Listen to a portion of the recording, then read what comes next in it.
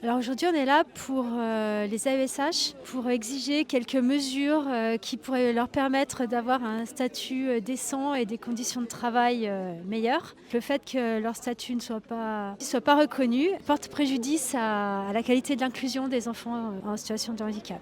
Pour le second degré, en tout cas, ce sont des personnels qui sont un petit peu maltraités au niveau de leur emploi du temps, notamment dans les collèges. Elles sont obligées de suivre de multiples élèves, de changer tout le temps d'emploi du temps.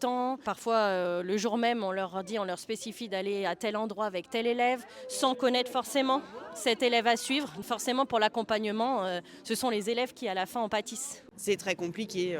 Là, on est en grève aujourd'hui. On sait déjà que ça pose problème parce qu'il y a des élèves qui ne sont pas capables d'aller seuls à la cantine. Sans nous, ces élèves ne pourraient pas être accueillis et ne pourraient pas être scolarisés parce qu'ils n'ont pas les capacités d'être seuls face à leurs apprentissages. Actuellement, la majorité des AESH, elles sont à 24 heures. Et donc, toutes payées en dessous du seuil de pauvreté. Nous, on réclame un vrai statut qui nous permettrait de vivre décemment et d'avoir une réelle reconnaissance de notre travail pour pouvoir accompagner au mieux les élèves et de ne pas avoir accumulé 2 emplois pour s'en sortir. Et nous sommes en plus des pions grâce au PIAL, ce bon dispositif.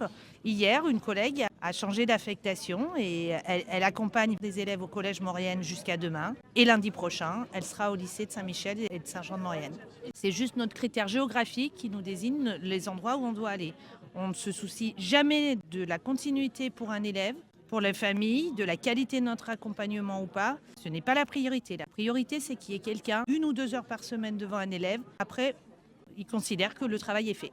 On exige donc la création d'un statut de catégorie B pour les AESH. On exige le recrutement d'AESH supplémentaires parce qu'il en manque cruellement. On demande la fin des PIAL et enfin, comme je vous ai dit tout à l'heure, la reconnaissance d'un temps complet pour qu'elles n'aient pas d'emploi précaire.